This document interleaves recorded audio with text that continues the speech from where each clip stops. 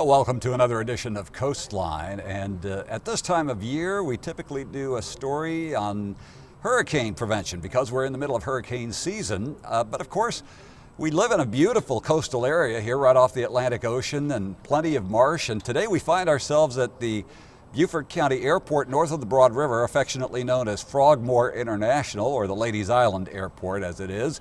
And this area behind me was completely underwater a couple of years ago when Hurricane Matthew came through, and it was partially underwater about a year ago when we had the other Hurricane Irma come through. And so we see that there are many problems that can be an adjunct to just the wind and hail damage that accompanies hurricanes. And so we felt it would make good sense to talk about natural disasters in general during our segment, and we're going to have a couple of different segments. We're going to first talk about fire and emergency management, and we've got a couple of guests from the City of Beaufort, Town of Port Royal Fire Department. We've got Reece Bertholf, he is the fire chief there. And some of you who tuned in a couple of years ago and saw a similar coastline may remember from the town of Hilton Head, Brad Tadlock. He is the chief there. Gentlemen, so good to see y'all, and thanks for coming on Coastline. A little later on in the program, we'll be talking to a favorite of ours, Neil Baxley, and also a representative of the State Highway Patrol, South Carolina State Highway Patrol. So you'll want to stick with us for that as well. But first, fire. And you guys have very unique circumstances in your respective towns. Chief Tadlock, you are on Hilton Head, and you've got a huge tourist season that can present some challenges with the traffic. You also have a lot of commercial buildings, a lot of hotels, condos. Tell me about the uniqueness of Hilton Head in terms of fighting fires and other emergencies that you handle. Well, we're similar to most communities. We do have the visitor population. We do have an influx of traffic. But over the years, the past 20 years, 30 years that I've been a part of the department, we've implemented measures to help control that. We have an Opticom system which coordinates the traffic signals. So you mentioned the heavy traffic in the summer.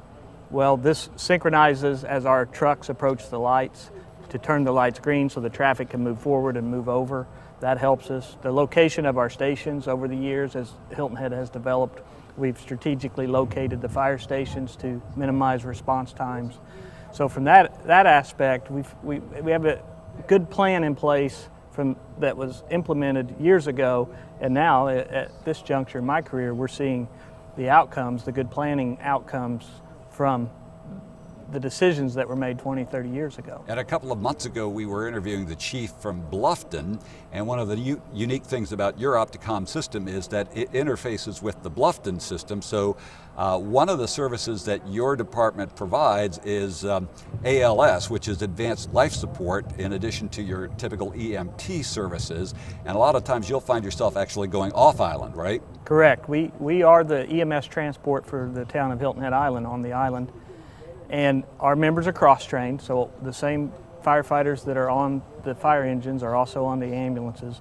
And we do take off-island transports from the Hilton Head Hospital to Savannah and Charleston primarily. Occasionally we'll go to Augusta. And you're able to just flick your Opticom system on and breeze right through 278. Right, it's coordinated with the emergency lighting on the vehicle. The lighting on the vehicle has to be operating for the Opticom to operate. Now, one of the nice things about Bluffton is they recently got some new equipment, but you too have recently acquired, a new a refurbished tanker, right? Tiller truck, hook and ladder. Hook and ladder, yeah. Yes, our oldest tiller truck was ending its service life. It had been a refurbed, and it had been in service for close to 20 years. So we found another like truck on the used market, and then we ended up having it refurbed and putting a new tractor under the tiller, which a tiller is a tractor drawn aerial. And that saved us. A new tiller on the market right now is about $1.2 million, and we were able to refurb this and have a like new truck for about $600,000. So that's something that's always struck me about Beaufort County in general, but all you chiefs. You're very conscientious about making sure that you're getting the best bang for the buck. Yes, you have to. You're spending their money. You have to look at the needs of the department, needs of the community. You're often sharing resources with other parts of the city government and county government. So you have to be prudent. You have to look at ways at being effective with the taxpayer dollar. Now, the trucks that you have, I'm assuming, are plenty tall enough to hit any tall building on Hilton Head Island, right? Yeah, the Marriott Hotel in Palmetto Dunes is 10 stories. That's the tallest building. It's fully sprinklered, although it was not when it was built, ironically. After a fire, they retrofitted a sprinkler system into the hotel. But the town ordinance on Hilton Head limits construction to 5-story over parking. So we have, our aerials are 100 foot, so they'll reach in most places. The challenge we have, and many communities have, is a tree canopy and the restricted access to the back of the building. So we face challenges because oftentimes our ladder truck is further from the building and we have trees in front of it. Yeah, and I know that there's some pretty tight bends that you have to maneuver on some of these plantations too. True. But those trucks look like they're probably plenty strong to just kind of go over whatever might be in the way and get to your destination. Yeah, we're fortunate. We have a good fleet. Our elected officials have treated us well in our equipment needs, and they challenge us to justify it, but they also make sure we have what we need to operate. So, God forbid anything should ever happen at the Marriott, your truck will not reach the tallest portion, right? Just shy of that. Just shy of it. So you count on the sprinkling system to do what it needs to do, and those are pretty effective? Yes. The national statistics, 99% of the time, a sprinkler system that's installed and maintained appropriately will extinguish a fire in the very beginning stages. And that's why the fire service for many years has advocated sprinklers. The code requires sprinklers in certain commercial buildings, not in private homes yet. Some areas of the country, I know Maryland has now a sprinkler ordinance in new homes. But that's something we've not been able to get past in South Carolina. A lot of debate over the cost and Is that, yeah, I was going to say, issues. I know my church, we ended up having to sprinkle the building there, and it was an exorbitant amount of money, but we're glad that we did it, but it can be a bit of a hindrance. What do you guys think about, requiring sprinkler systems for residential? So currently what the City of Beaufort Town of Port Royal does in regards to residential sprinkler systems is follow the adopted code from the state, which is the International Code Council for the residential code, the building code, and the fire code. And currently those sections of that code that adopted home sprinkler systems have been exempted by the state of South Carolina. So as not having the authority locally to enforce that code, we recommend them. We think they are a positive step in the right direction for any homeowner that wants to have a truly fire-safe home. However, there is no regulatory authority to require them. So what the departments do is we have education campaigns to show people the benefits of home sprinkler systems. We'll go out into the community and do side-by-side burns. We'll set one room on fire that looks exactly like the room right next to it and demonstrate how quickly a residential sprinkler system controls the fire and allows for the life safety of the individuals inside the room. The thing we have to remember in residential sprinkler systems is the people that we're concerned about, the residential structures, are the people, the items that we're concerned about. So it may not fully extinguish the fire, but it is supposed to highly increase the survivability profile of the people that are inside of the buildings and allow them time to get out. And you certainly can't put a price on a life. I will not. That's right. And so, if I'm not mistaken, the majority of time that people succumb to a fire in a building, it's because of smoke inhalation, right? Correct. I was recently reading some material that is as recent ago as 1985 to 1990. You may have had as long as 17 minutes to escape a home residential fire. Today it's down to about 3 minutes. That's Why? a significant difference because of the lightweight nature of the materials that are used in the construction and the synthetic nature of the furnishings and things that you put inside your homes now. It all burns faster, hotter, and fails quicker. So while it's a high probability that the fire will take your life, it's even higher probability that you'll be trapped inside of a collapse as a result of the impingement of fire on the structural materials that are making up our homes and businesses these days. Okay. I'd never thought of that. So if you're building a home, is there any recommendation that you all would give somebody that's getting ready to build either a home or business on what not to include, as part of the construction? Or are you pretty much at the victim of the contractor, they're going to put up what they're going to put up. They're going to use the cheapest and unfortunately, most flammable material. Well, I won't say that it will necessarily be the most flammable material. It'll be within the guidelines of the building code, and those things are all taken into consideration. But what I would say to people that are contemplating building a new structure is that while there is a cost to a residential sprinkler system, it is minimal at construction compared to what your church experienced, which was not at a construction, it was at a retrofit. Retrofit, yeah. And I would hesitate to use the word exorbitant, but they are costly at retrofit. Yeah. So if it's something that you considered and you value, like you said, your family's life, sure. If you were to experience a fire, you want to get out, the residential sprinkler system is what provides that. The other thing is and I don't know whether you guys personally go to businesses and homes and do inspections, but I noticed that there's a company, I think they're Island Fire Protection or something like that, and they kind of take it upon themselves to go to businesses and say, you need to be having your fire extinguisher checked, and we are the ones that are specifically here to recharge your fire extinguishers. Is that, do they work in tandem with the fire department, or are they just a private entity that's caught onto a good thing?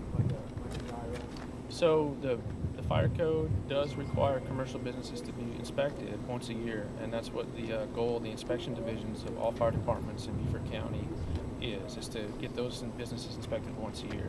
In those inspections, the inspectors are looking for things such as appropriately charged and tagged fire extinguishers, appropriately tagged and inspected and working hood systems in commercial kitchens, appropriately working lighting, emergency lighting, exit lights, appropriately working emergency hardware on doors for egress, and all of those things are a requirement of the fire code to be in operation and working appropriately. There are for-profit entities out there that provide that service for the business owners, and whether or not they're necessary is up to the individual business owner. They can search out those services and shop the market just like anybody else can. So your question specifically was, is Island Fire working in coordination with the fire department? No, they're working in coordination with the regulations of the fire code and attempting to provide a service to the businesses of our community. Okay, but you all will go to businesses unannounced periodically just to make sure that they're within compliance, right? That is correct, and unannounced in so much that we may walk in and say, is it okay for us to come in today and do a fire inspection? We will announce ourselves in that regard, and if your business is busy or it's not the best time, we will schedule an appointment and come back. Oh, okay. All right, good. What about residential? Will you come in and inspect residences if a homeowner requests it and give some guidelines and suggestions? I know one of the things that you promote is to change your smoke alarm battery every time you change your clocks forward or backwards, right? Correct. And we will inspect private homes. We have to be invited in. Your home is your castle. We cannot come up unannounced and ask to inspect your home. So most fire departments, I can't speak for chief, but we have a program that if someone wants to invite us in, we'll come in with a checklist and try to help them improve their fire safety in their home. And most departments have something similar. Okay. We do have the same home fire safety inspection program if we're requested. We've also partnered with the American Red Cross, and I'm proud to say we put over 1,800 smoke detectors into our community over the last 18 months or so. And that's been a door-to-door campaign where the firefighters are actually going around and knocking on doors and asking, can we come in and help you with your smoke detectors? It's been a great partnership, and the purchasing and provision of those smoke detectors has been funded by the Red Cross. So this is free to the homeowner? Correct. Very nice, okay. And one of the things that we need to be mindful of is you're absolutely right that you should change your smoke alarm battery when you change your clocks if your smoke alarm battery is not a 10-year battery. So technology has caught up with smoke detectors, and many of the detectors that we put in actually last for 10 years. And the way you inspect those is you pull them down and look at the back of the smoke detector, and it will tell you if it's a 10-year smoke detector or if it's one that needs a battery every year. Most often than not, the 10-year smoke detectors, you can't access the battery port. It's a sealed unit, and it'll have a date on the back of the detector, and at that 10-year mark, it needs to be replaced. Okay. Now, we talked about some of the unique challenges that Chief Tadlock faces on Hilton Head. Is there anything unique to Beaufort? I know we are a growing and quickly expanding community, and we actually find ourselves on Ladies Island, but we're in a part of Ladies Island that you cover, right? Well, we're in a part of Ladies Island that is bordered and partly in the city of Beaufort. However, we have a wonderful contract with the Ladies Island St. Helena Fire District, and they provide fire service on the incorporated areas east of the Beaufort River on Ladies Island for the city of Beaufort. Okay. It works excellently. So if you were to have an emergency and be properly in the city of Beaufort on Ladies Island right now, a Ladies Island St. Helena fire truck would show up. Most people don't even know the difference, and they provide an excellent service for our citizens in the city of Beaufort. But we've got Walmart right over here, a huge structure. If, God forbid, it ever got fully engulfed, you would come to the aid of Ladies Island St. Helena, right? Yes, sir. County-wide, we have a mutual aid agreement with all the departments, and at basically request, we'll send anything and everything that we can in order to help a neighboring department or one that's not even our neighbor. We may have to skip through a few jurisdictions to get there, but all the fire chiefs do that. I didn't let you finish what there might be as far as uniqueness to Beaufort and Port Royal that might not be found or... We have something, Rick, that I consider highly unique to the Low Country in Beaufort and Port Royal, and that is that we respond on streets that were laid out in the 1600s and 1700s and formulated even further in the 1800s as our community started to grow in really the infancy of our nation. And I hold that real dear to us, that we protect that history for our community. And that's something that's always in the forefront of my mind as fire chief, to make sure that our fire suppression capabilities are there, are appropriate, and are ready to respond if there's a fire in order to preserve that history as long as we possibly can. And that's something that a lot of communities across our country share, but in our area, we are the longest standing community. Is something that I make sure is in the forefront of mine, my staff, and my individuals' minds every day when they come to work. You know, Beaufort and the town of Port Royal both cherish their history very, very well, and they don't let us forget it. Yeah. I think I hear a helicopter. Is the helicopter going off behind me?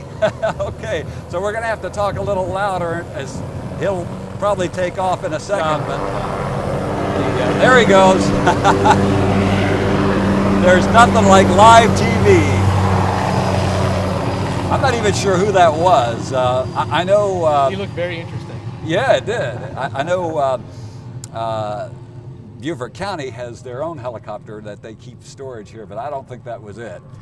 The city of Beaufort and town of Port Royal, both as municipalities, have two very distinct areas of growth that they're both working on very, very hard. The first one is infill and redevelopment. So we see in our core districts of both municipalities, our planning departments working very hard to find areas that we can redevelop, we can find vacant lots and put homes on them and really shore up the densities that it takes to provide municipal services in what we traditionally know as the city and the town. And then both the city and town have grown their boundaries through annexation for over 30 years. And we see a lot of commercial corridors popping up along Highway 170 in Beaufort and in Port Royal. We see it along Savannah Highway in Port Royal, and we've seen apartment developments. We see businesses following those residential developments that are coming in. We see large planned unit developments coming in, and all of those things are creating needs for all the municipal services that they provide. So while I don't want to put out specific needs for the future on the table, what I do want to encourage the citizens of our communities to do is to become involved in the civic process. Get involved in the conversations that's being held at the council meetings twice a month in each municipalities, and listen to the needs of each service that the municipalities provide and how we work, like you said earlier, to be stewards of the money that we're provided to provide the best service possible. Okay. You know, one of the things that we didn't really mention when we were talking about considering sprinkling your home, I imagine that would give you a pretty good break on your fire insurance policies, right? And one of the other things that gives homeowners a break on their fire insurance policies is the ratings of the respective fire departments. Now, I know that Bluffton is proud. I think not too long ago they got, you know, raised up a notch. And how are your municipalities doing in terms of the, what is it, a 5-star rating?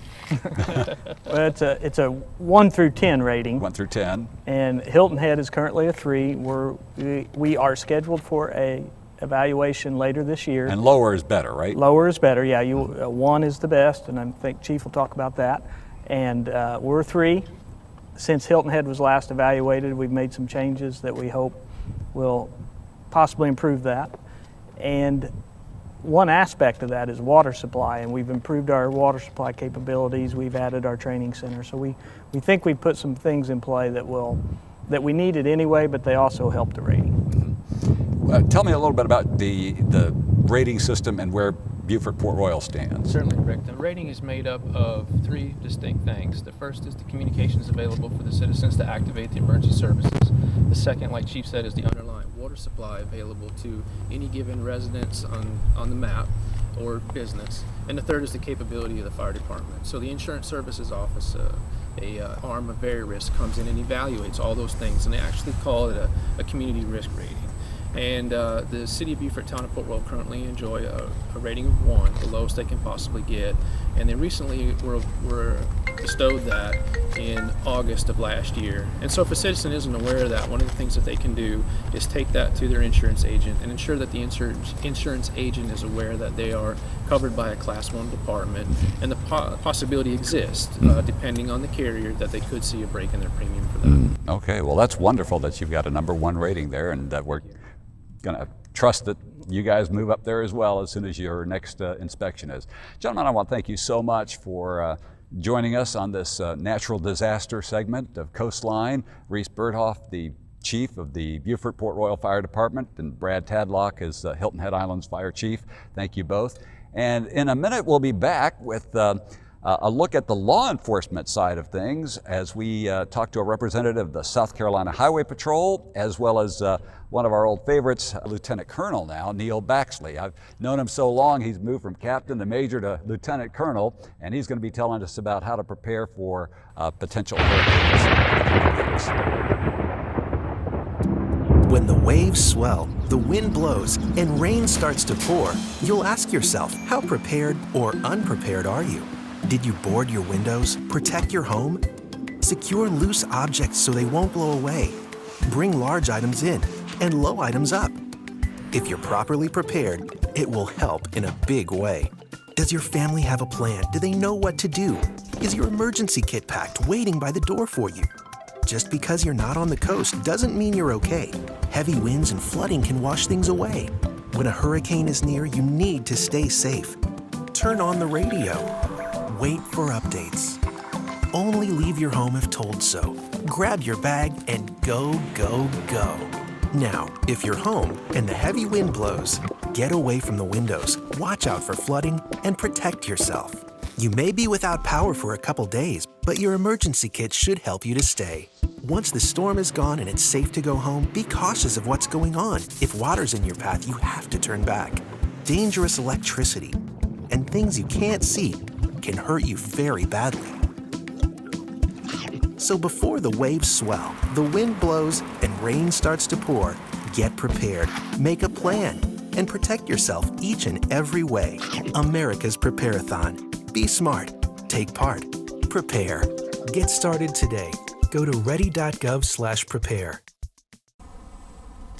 Well, we're back on Coastline, and at this segment we're delighted to have a return guest who's been a guest many times, Lieutenant Colonel Neil Baxley, who is the Emergency Management Director for Beaufort County, and a new face on Coastline, Gil Owens, who is a South Carolina Highway Patrol Captain.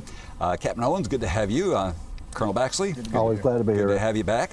And we are in hurricane season, and so I'm kind of curious what you're doing here, Captain Owens. What role does the South Carolina Highway Patrol find itself in a hurricane and a natural disaster circumstance? Yeah, primarily the Highway Patrol's responsibility is getting the traffic evacuated off the islands. Beaufort County.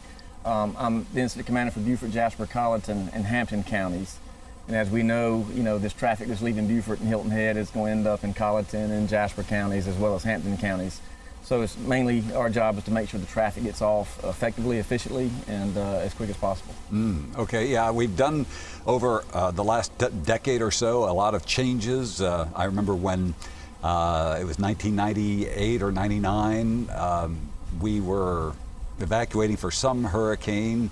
The names all blur together, but we ended up going down Highway I-16, and what should have taken 3 hours to get to Milledgeville, Georgia, ended up taking like 12 hours.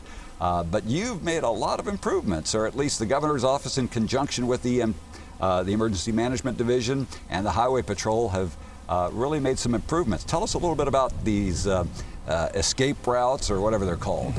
All right, yes, and Colonel Baxley and I work closely together with making sure the traffic gets off these islands. You know, from Beaufort side, as you know, 21 and 21 business is where the reversal starts on the northern end. It comes off of the islands, off of Ladies Islands, across the Woods Bridge coming downtown Beaufort, as well as coming off of the Tier Bridge, around by Paris Island, and then they all come back together at 21 and 21 business. Port Royal and around by Paris Island and all of that area, Shield Point Plaza, they will actually turn left and go into the wrong lane of travel. So that is the reverted lane coming out of Beaufort. And they will take that all the way until they get to Gardens Corner. The two normal lanes coming out of Beaufort, that is your downtown traffic coming out of Beaufort City, they will stay in their normal lanes of travel, exiting Beaufort County, heading towards Gardens Corner. Once they reach the Gardens Corner area, the number 2 lane, or the slow lane we refer to in everyday traffic, they will bear right on the US 17, head into Colleton County, across the bridge into Colleton County. They will make a left on SC 303 and into downtown Walterboro, and then come out to 95 and then through the country that way. The traffic that's in the what we refer to as the number 1 lane, or the fast lane coming out of Beaufort, when it gets to Gardens Corner, it will go around the roundabout and get on 17 heading towards I-95. It will then take US 17 alternate prior to getting to I-95, and they will go through Yamasee and then get on SC 68, and they will stay on 68 all the way into Barnville, which at that point turns into US 278, and that traffic will continue on through Hampton County, and they ultimately end up in the Aiken, North Augusta area. Keep in mind that the majority of this that we're doing is pre-storm, so a lot of times like this past year, we were doing all this prior to any rain or anything coming into the low country. Doesn't mean it can't start raining pretty heavily ahead of time.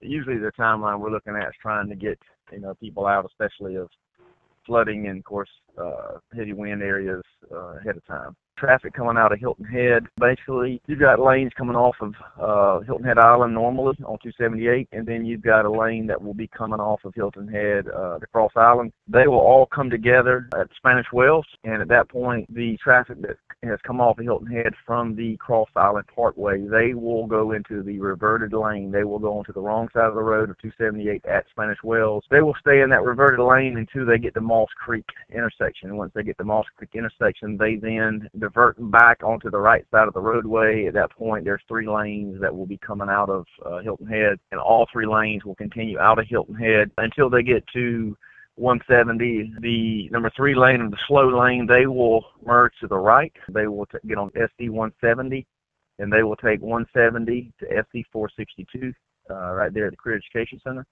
and they will make a left, and they will stay on 462 until they get to I-95 there at exit 42, and they will get out on I-95 northbound. At that point, you have 2 remaining lanes that will be traveling towards I-95 still on 278. Once they get to 278, now the number 3 lane that originally was number 2 lane, they will kick over and they will get on I-95 northbound there at exit 8, and they will continue on I-95 northbound again, like we stated earlier, and not able to get off until they get to I-20 in Florence or continue I-95 north. The number 1 lane, or what we call the fast lane, is now crossed over I-95.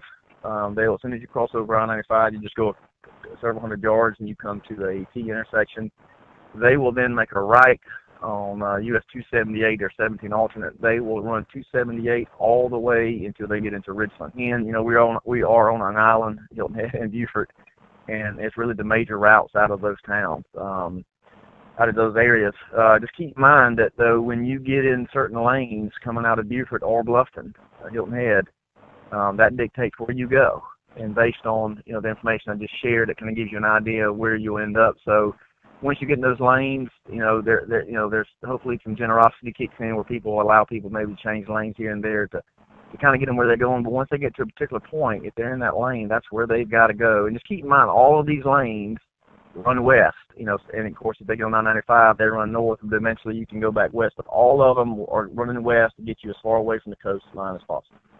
And we've got this beautiful almost new, completed Bluffton Parkway. Does that get used at all? Rick, that is not part of the primary plan because it doesn't take us anywhere. It runs right back into our primary evacuation route. The only thing that we will include the flyover in is if we have an accident that completely blocks westbound somewhere in the Moss Creek or the Colleton River area where we can't get around it, then we'll divert to the flyover. But the flyover runs to the Bluffton Parkway, which runs through what we call interior Bluffton. And the population explosion in Bluffton has been centered on the parkway. Yeah. So it doesn't take us anywhere. It doesn't do us any good for hurricane evacuations. Now, day-to-day operations is fantastic. It allows us an alternate route every day to kind of bleed some of that traffic once it gets across the bridge headed west. But during hurricane evacuation, only in an emergency to get around a problem on 278. You addressed the idea of, unfortunately, some people choose not to evacuate, and this is always such a difficult decision to make. We had no difficulty making the decision in Hurricane Matthew. We said, okay, we're going to zip out of here, and we end up going to Columbia. Ironically, Columbia got a bit of a blustery weather as well, and then I think I called you, Colonel Baxley, about trying to get back in, but as it turns out, everybody was able to move after some initial difficulty in the traffic situation. Finally, within a matter of a day, everything was like kind of opened back up. Irma was a little bit different.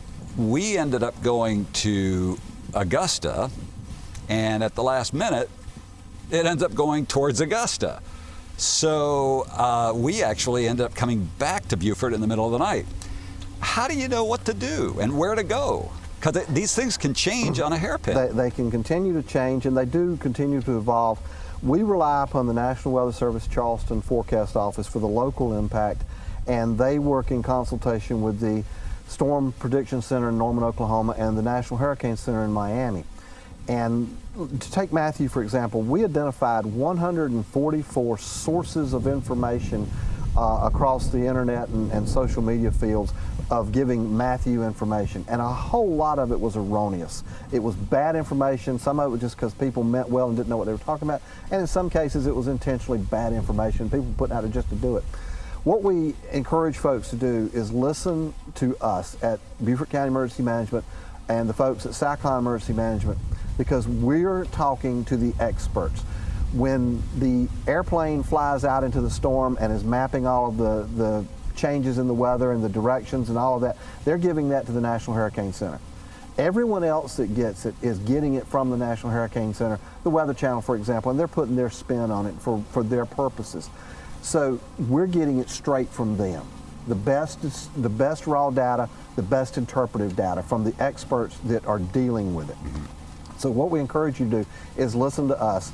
And then places like Augusta and Columbia, frankly, aren't far enough away to go to get out of the way of the storm. Really? We encourage, anytime I'm in talking to folks, if you've got the wherewithal to go, I'm saying Atlanta, Nashville, Chattanooga, that area. That gets you well out of any historical storm patterns. Okay. Now, Irma, she took some changes, but we knew that change 36, 48 hours out, and the error cone shifted away from Beaufort County to the point where we did not have to ask the governor for an evacuation order for the entire county, but because of what the National Weather Service Charleston was telling us in a very, very unique circumstance, and they all said, this is a very strange storm and what it's going to do to Beaufort County. It put us kind of in a vice, an atmospheric vice, which gave us tremendously high tides with not a lot of rain and not a lot of wind, but we had the tides. Where we're sitting at right now was under several feet of water during Matthew, and during Irma, it wasn't quite as bad, but there was water here again. Yep. But we didn't have the hurricane. The cone was well to our west and southwest, but we still had that. We were squeezed in that vice between two atmospheric systems. And did we ever reach an actual Category 1? No, we didn't even have tropical storm.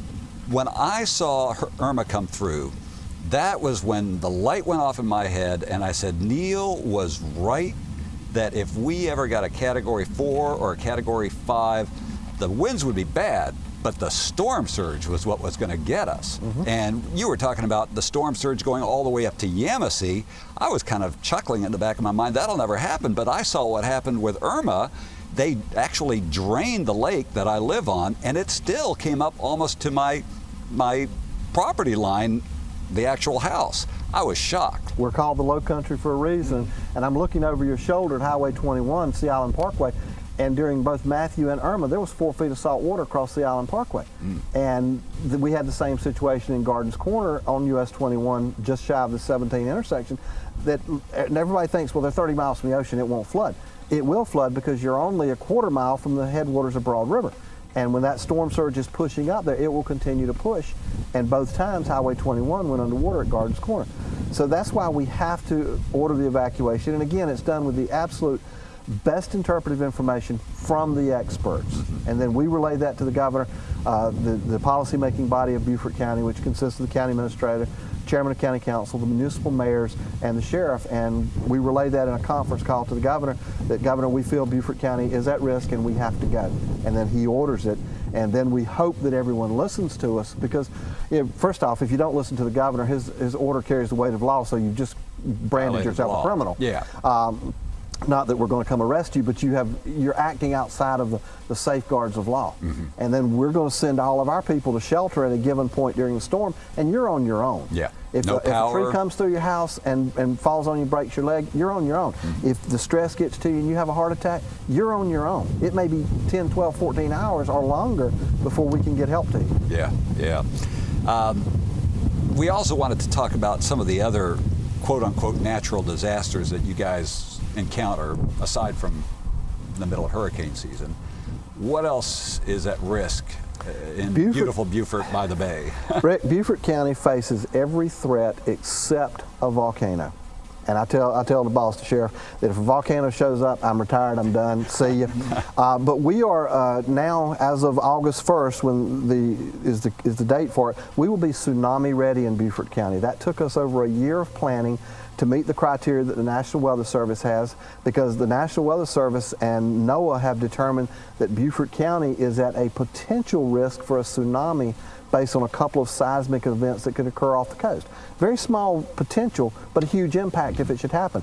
So we went through a year worth of planning to meet all of their criteria, and just this past week, they blessed our plan, and you will see signs going up August 1st in conjunction with the hurricane evacuation signs that show the tsunami evacuation routes. We face severe weather. We had severe thunderstorms the other night that knocked down some major trees, knocked out power, that sort of thing, and of course that affects all of the infrastructure of Beaufort County. We face winter storms. We had a blizzard this past January. Amazing. A lot of people laugh at a blizzard. Well, if you're from New Hampshire, no, it was another day. But if you're from Beaufort County, that was a blizzard. We call it the end times, Exactly. And we face the potential tornadoes, wildfires. We've had all of those occur in Beaufort County, and they will occur again. So at emergency management, we plan for all of that. We have volumes of planning where we have sat down and tried to tabletop every possible scenario. We do exercises with all the other responder agencies to train for all of these different things, because everybody thinks hurricanes, and that is probably the major threat that faces us, but we do face all of these others with the exception of a volcano. We've done a tremendous amount of planning for earthquakes. We're in a very active seismic zone. I was surprised to find that out when I went to go renew my policy. They said, would you like earthquake insurance? And I said, kind of chuckled, and they said, no, Charleston's on a fault line. And so that's the seismic occurrence you're talking about that could cause the tsunami. Well, no, actually, that's not the one that would cause the tsunami. The one that would cause the tsunami, there are two. One is off the North Carolina coast, and one is off the Puerto Rican Trench in the Caribbean. Those are the two events that would cause the tsunami. The earthquake that would occur in Beaufort County, the seismic experts at the College of Charleston came down and gave us a briefing on it a couple of months ago, and they briefed all the mayors and the town administrators and the county administrator. They explained that because of the geography or the topography of Beaufort County, it would be like shaking a bowl of pudding, and once it started shaking, it would continue to shake, and all of our structures would suffer that risk. They said we're at more of a risk than, say, a California earthquake, because the fault lines there are divided, and if you're 5 miles outside the fault line, you'll never know what happened. But in the low country, we may know it for 200 miles. Wow. And South Carolina is in the top 5 most active seismic states in the nation. Yeah, I think we've had some type of activity just within the last year. We had 17 earthquakes in South Carolina in 2017. Wow. We've already had 6 this year. Holy mackerel. And you probably didn't feel any of them. Most of them are 2.1, 2.2, that sort of thing. But they are there. They continue to happen. It's only a matter of time till we have another major one like we had in 1886 that devastated Charleston and the Low Country. It's only a matter of time. So we plan for that in emergency management. Well, I'll tell you what, we know we're at a live shot here when you see the planes taking off behind us here. Colonel Baxley, you've actually got a little toy in storage back here, don't you? Well, it's not in storage. Yes, sir. I'm the pilot for the Sheriff's Office helicopters, and we have 2 military surplus OH-58 helicopters hangared here at the airport, and we fly them at least once a week on a routine patrol. We patrol the rural and critical lands because Beaufort County has invested a lot in rural and critical lands, and they're kind of difficult to get to. A number of them are islands and sort of remote. So when the ground troops in the Sheriff's Office Marine Enforcement Unit, when they go out there, it takes them about 2.5 days to touch all of them. I can fly all of them and look at them in 2 hours, and if there's a problem, then I can radio, and the guys can get in the boats and go out to whatever I might see. What are you looking for? Well, we're looking for illegal dumping is a big one. And we've spotted a number of illegal dump sites over the last couple of years that you can see really easy from the air, but you can't see from the ground. And then the Marine Enforcement Unit will go in and they'll investigate, determine who made the dumps. Usually contractors dumping materials that they don't want to have to pay to go dump at Hickory Hill. And so they'll go park in the woods somewhere and dump them, and they'll investigate it and make criminal cases against them. I'm looking for illegal narcotics, marijuana grows. We're looking, in some of them, we've recovered stolen cars that are accessible by dirt road or whatever. We've seen stolen cars. Things like that is what we're looking for. We're looking for campsites. In a couple of the rural and critical lands, it's legal to camp, but most of them it's not. And so, we're looking for campsites. And again, I'll notify a Marine Enforcement Unit, and they'll go in there and check it out, make sure that if it's just somebody out enjoying, didn't know any better, they'll, hey folks, you need to break camp down and move on. If it's someone that has kind of set up homesteading, they'll move them out.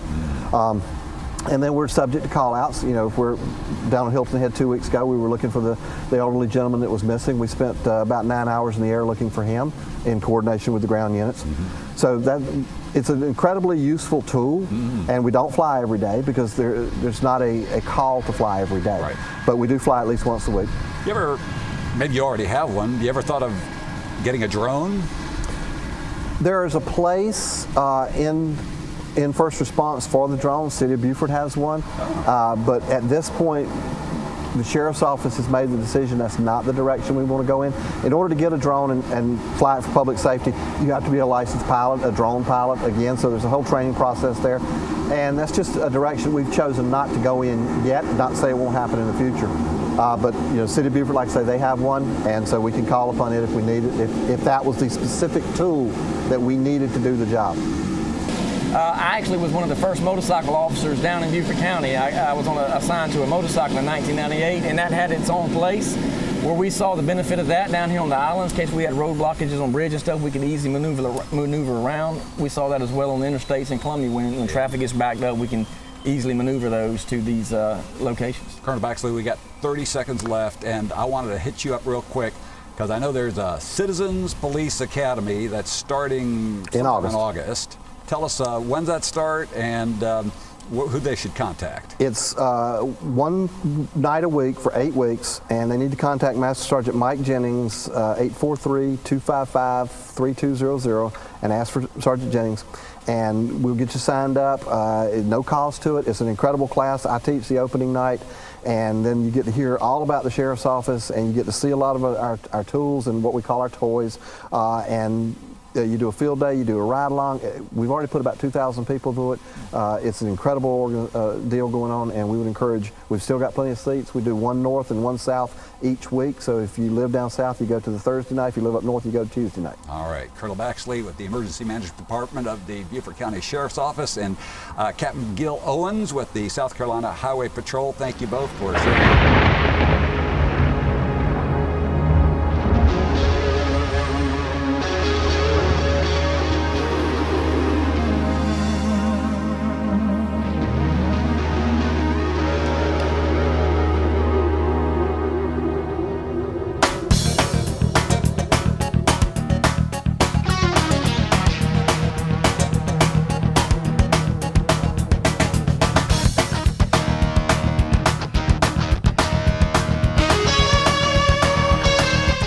back in the studio, and on this segment of Coastline, we're joined by Tallulah Trice, who is the Director of Animal Control Services for Beaufort County. Tallulah, good to have you, and Mud McGee back in studio with us today. Yes, sir. And today we're going to be talking about what to do in the event of a natural disaster, as of course, I think the last 2 years we've been surprised by back-to-back hurricanes here. Matthew 2 years ago, last year Irma, and we're talking about this also being a very active year this year. So I guess the very first thing we want to look at is as we are 4 or 5 days ahead of a hurricane that may be headed this way, what is your advice to pet owners here in the Lowcountry?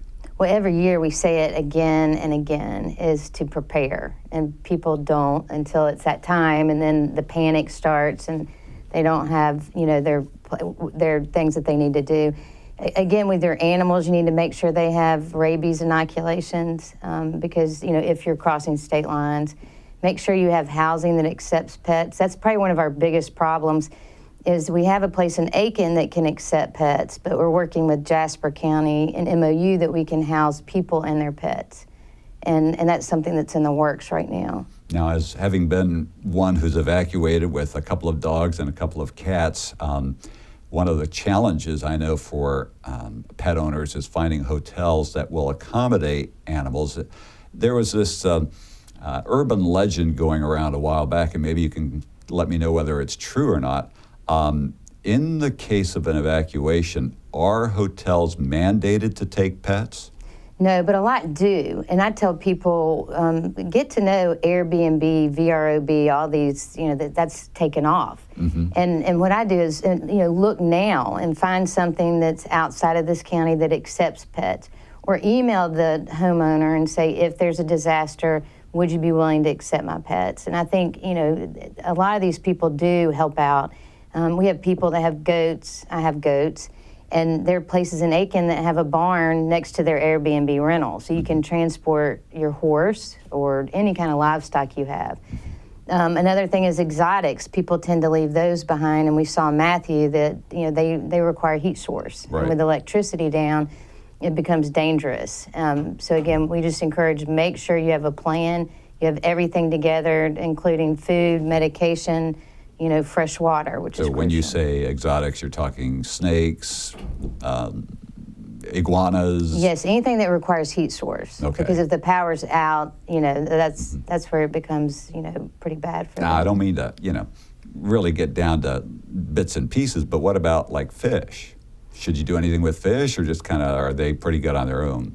You know, I mean, I think you should have a plan in action. Call us if you leave fish that do require electricity, as a lot do. And so at least we can check on those after the storm. Mm-hmm. Because, you know, trees land on houses. There are all kinds of things that can happen. We tell people to make sure they put something out of their house to notify there is an animal in the house. Oh, that's a so good we're idea. aware of that. Yeah, all right. Because I know the deputy sheriffs will go to various neighborhoods and check and make sure that people have evacuated if one has been called. And you also instruct them to kind of keep an eye out for any notifications that are put on the door to that effect? Yes, and then, you know, and then another thing is if feral cats, if we have a lot of feral cats in this community, and required by our ordinances that they have to be permanent in our county. And the reason we do that is for a disaster. They have to be what? Permitted. Feral cats need to Yes, be. if you have a colony of cats living in business or outside, or if you just have an outside porch cat. You mean, so if a cat just comes to your house and you just happen to feed it, but you're not really calling it your own, it by law is considered yours? Yes, and you need to permit the cat for just disasters. It doesn't cost anything. And all we do is we mark the location. So when we deploy our MOU with ASPCA, we have, you know, a crew on the ground that deploy and they put fresh water, which is the most crucial during flooding. And then they'll put food if needed as well. Yeah, we're really an interesting county when you think about it, with Hilton Head and Bluffton and the city and town of Beaufort and Port Royal, respectively.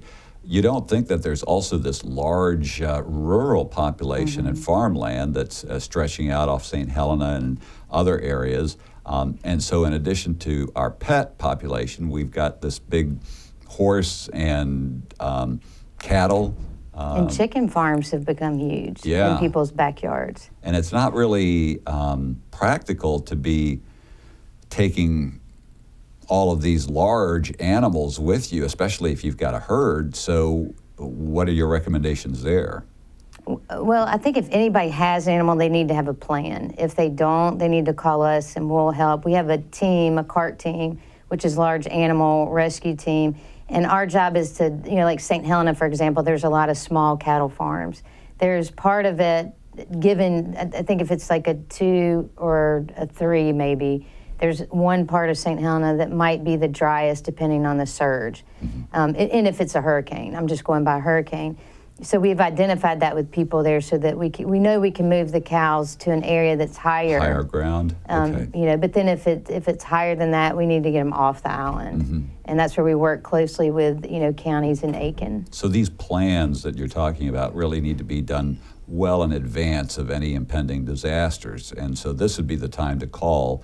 What is your phone number? It's 843-255-5010. All right, 843-255-5010. And you can help as far as both small pet and large livestock. Yes. As far as setting up a plan. And not to release it, because a lot of people, especially with the exotics, as we see the pythons and the Everglades, is, they say, well, it's better for me just to release it versus taking it. Oh, no. So we encourage people to call us. Let's help them organize a better plan than that. One of the things you kind of touched on is the flooding issue, and that sometimes people will go out in a flooded area, and because the level of water is so high, they may be unaware of dangers like barbed wire fencing. Yes. Right? Yes, it's very dangerous in floodwaters. So if you see a situation, a lot of people, we tell people don't go after an animal, of course, because you are dealing with floodwater, which there's a lot of toxins in that, to say the least. But the main thing is you don't know what you're walking into. Moccasins. Yes, and the and like. so just and red ants. I was coming out my driveway during Irma, walking and almost above my knee, and there's red ants attached to each other floating. They don't even die in the floodwaters. So they stay alive. Red ants and roaches, man. Yes. I tell you, they'll be here But for the just next to million be years. careful, but to call us if you see an animal in distress, because a lot of people, to read behavior of a dog or any kind of animal, they need to contact us. What are some of the other natural disasters aside from, hurricanes that might be affecting our areas here in the Lowcountry? I mean, tornadoes. We did put earthquake drains in the new facility we're building, and and tornadoes are so quick. There's not the planning. Like a lot of people, I like hurricanes better because you have such a long period of time to get organized. But tornadoes, if anything happens, to that effect, people just need to contact animal control if they see a situation and not try to go rescue an animal, because everybody wants to do that when they see an animal in distress. You mentioned earthquakes, and I don't think we normally think of earthquakes here in the Lowcountry, but actually Charleston has a pretty large fault line. Yes, sir. And I know in talking to my insurance folks, they said, earthquake insurance is an option if you want it. What did you say you're doing at the new shelter in terms of earthquake? We put in earthquake drains. Drains. Just in case. Yes, okay. for the shifting. Yeah. So what could we expect in the Lowcountry if we ever saw an earthquake? In terms of what kind of damage? I think structure, because we're not prepared for that. We're not California, but it's something that, there's situations, especially with animals, that again, people, they want to help, just back off and call people that, can go in, because it is dangerous. You don't know what you're walking into. Yeah, okay. Well, hopefully we'll never have to encounter that danger down here. As far as some of the other things that people need to be aware of during potential natural disasters, you mentioned the need to ensure that people have their rabies shots on their animals. And microchip, which is huge. Okay. Because it... Now, do you offer microchipping? Yes, we do it free in the county. Quite often they can go, if they're on Facebook, they can go on there, or they can contact us and we can let them know. And it's required by the county ordinance that your dog is microchipped. That's your license for your animal. But it's great, and the reason we push it is because it is the best way to get the animal back to the owner or to be notified. And we do microchip horses. Okay, so microchipping is required even if your dog is an inside dog? Yes, Wow. it is required. Okay, Yeah. I guess I need to get Bella and Labette taken care of. But it's great because during Katrina, I was a transporter for Katrina, and I remember having a van full of black labs, a lot of them. And when I got back to Atlanta, I'm Which looking one at is which? Yeah. well, and owners would call and say our black lab was, and I'm looking at 50 black labs. I go, I need a little better description than that. So it was frustrating. A lot of animals that were owned moved on because we couldn't locate the owner. And so then during the tornadoes in Alabama, when we found an animal out in the field, we microchipped it.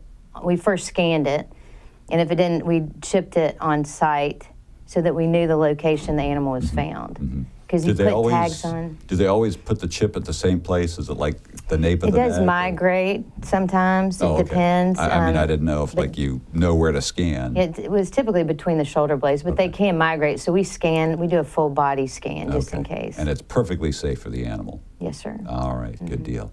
Well, Tallulah, it's a delight to have you, and we're getting ever closer to the opening of your new facility that's going to be in Okatee off of Highway 170, and looking forward to maybe a grand opening at the early part of next year. And I know you're all excited, right? Yes, it will not flood.